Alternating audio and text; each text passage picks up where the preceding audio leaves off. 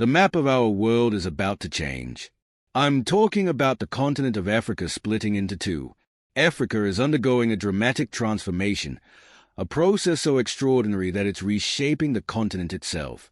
The Earth's crust beneath East Africa is breaking apart, tearing one of the largest landmasses on the planet into pieces. The Somali and Nubian tectonic plates are pulling away from each other, and a rift is expanding at an almost imperceptible rate, giving way to an ocean that would take the world with it. In this video, we're going to bring you all the information about what's going on and if there's a way we'd come out of this in one piece. The seismic activity leading up to the 2005 Dabu eruption was nothing short of extraordinary. In September of that year, the Bo area, situated along the Afar Depression in Ethiopia, began experiencing a cascade of earthquakes, over 130 recorded within a single week.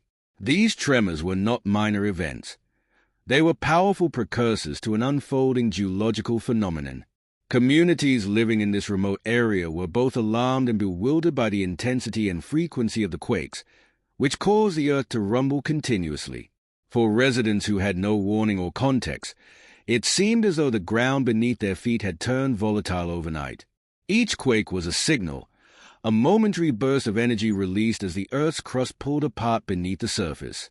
Tectonic plates were tearing from one another, and magma was surging upward into the fissures created by their separation.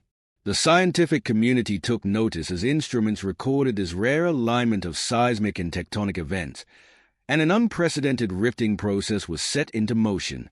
On September 26, 2005, the Dabu volcano erupted. Magma pushed to the surface with violent force, ejecting ash, molten rock, and gases. While the eruption was not explosive by global standards, its sheer geological significance was unmatched. The event caused massive fissures, cracks that split the earth in ways visible to the naked eye. As a direct result of this activity, approximately 6,300 people were forced to flee their homes, seeking shelter as far away as possible from the unstable land. Entire families were displaced, and communities reliant on agriculture were thrown into chaos as livestock was destroyed in significant numbers because of the sudden upheaval. The loss of livestock exacerbated the human impact of this disaster. The displaced communities faced immense challenges in the aftermath, with food insecurity becoming an immediate concern, as did access to clean water. Relief efforts struggled to reach some of the most affected areas, further showing us the vulnerability of those living in the Afar Depression. Yet amid this human suffering, a global community of geologists and seismologists had their eyes fixed on what the region was revealing about Earth's inner workings. What made the 2005 Dabu eruption more than just a regional disaster was the scale of geological transformation it triggered. In the days following the eruption, 37 miles of fissures opened up across the Earth's surface, stretching the landscape like a wound tearing deeper. These fissures weren't just shallow cracks. They extended dozens of feet deep, revealing molten rock and thermal activity. The Earth, in real time, was ripping itself apart, forming a rift that would continue to expand. The displacement of the ground was unbelievable, with sections moving several meters within mere days. Satellite imagery and ground observation showed dramatic shifts in terrain that seemed almost surreal to those witnessing it. For scientists, it was a vivid example of plate tectonics, the massive yet invisible forces of the Earth in action. The rifting was driven by the divergence of the Somali plate and the Nubian plate, two tectonic boundaries under incredible tension. As these plates drifted apart, the thin crust overlying them fractured, creating pathways for magma to rise to the surface. The Dabu eruption became a rare opportunity to observe rifting on a human timescale. Unlike most tectonic processes that take millions of years, the activity at Dabu unfolded over days, weeks, and months, allowing scientists to document and analyze each step of the process with unprecedented precision. GPS sensors and seismic equipment captured data showing that the 37 miles of fissures represented the initial stage of an ocean-forming rift. The Afar region was essentially laying the groundwork for the eventual creation of a new sea.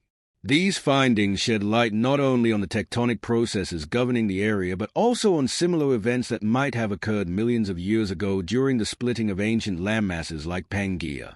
This modern-day rifting provided a time-lapse view of Earth's evolutionary processes, offering critical insights into how landmasses fragment and oceans form. The Dabu event illustrated that Africa's rift wasn't theoretical or anecdotal, but a vivid, undeniable fact. It demonstrated how the Somali and Nubian plates, previously considered locked, could actively tear apart with enough tectonic stress. Magma surging from below acted as a force multiplier, pushing the plates even further apart.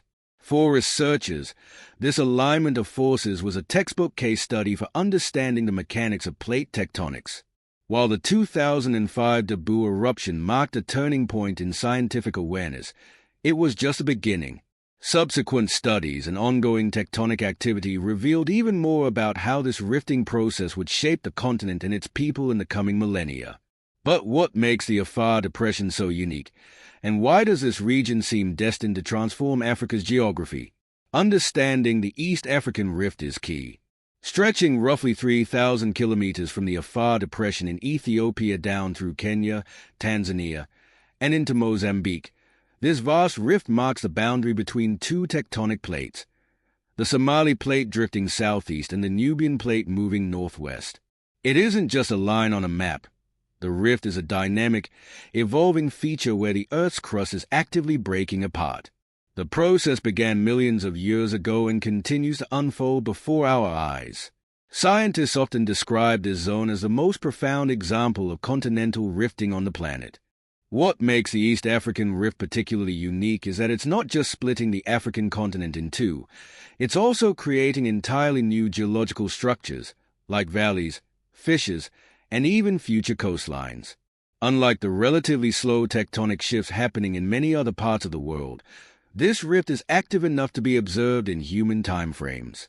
The East African Rift owes its activity to one key driver: magma below the Earth's surface.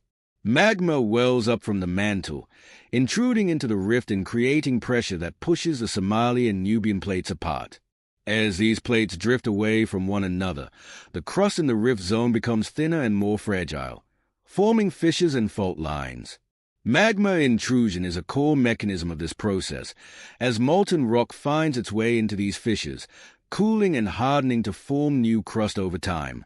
This creates a continuous cycle of destruction and renewal. Older crust is broken apart while new crust is added in its place. The East African Rift is, in effect, a conveyor belt for new land formation, a phenomenon more commonly seen at mid-ocean ridges under the sea. But the forces shaping the East African Rift extend beyond magma.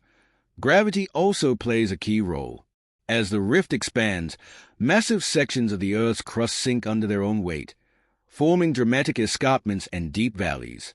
These valleys, often filling with water, are seen in the region's iconic lakes, like Lake Tanganyika and Lake Malawi, which trace the rift's trajectory.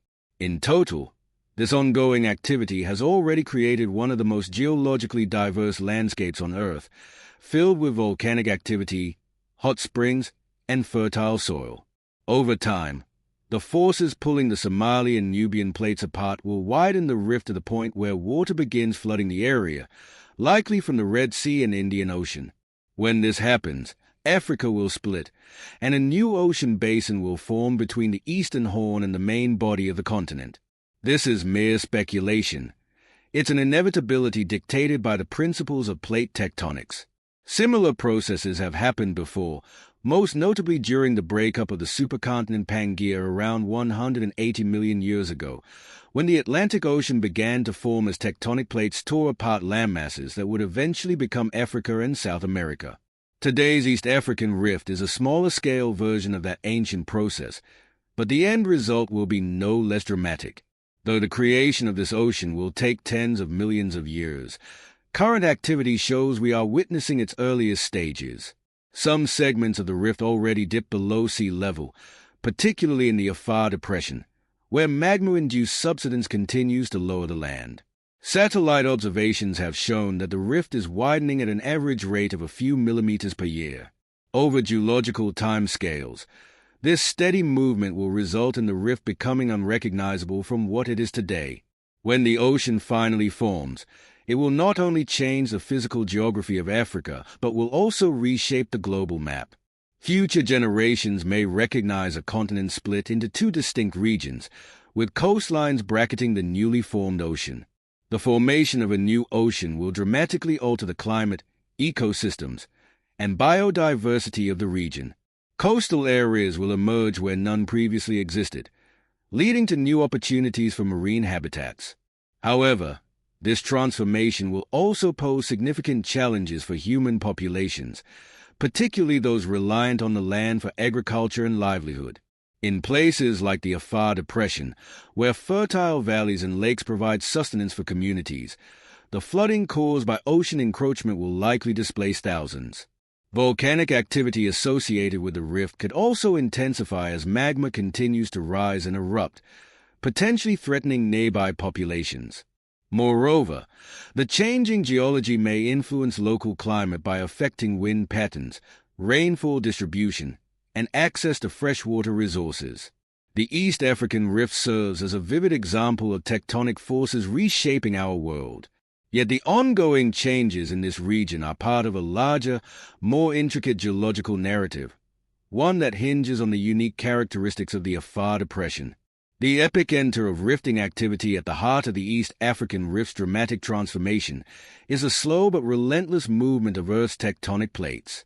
The Nubian plate, which makes up most of the African continent, and the Somali plate, representing its southeastern portion, are pulling away from each other at a rate of up to 2 inches per year.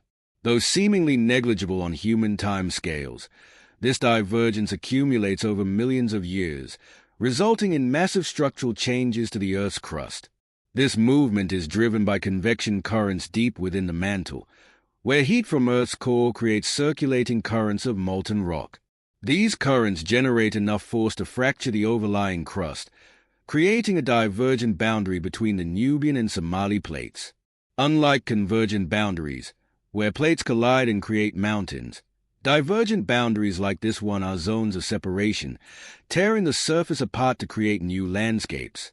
The East African Rift is essentially a natural version of what occurs along the world's mid-ocean ridges, like the Mid-Atlantic Ridge.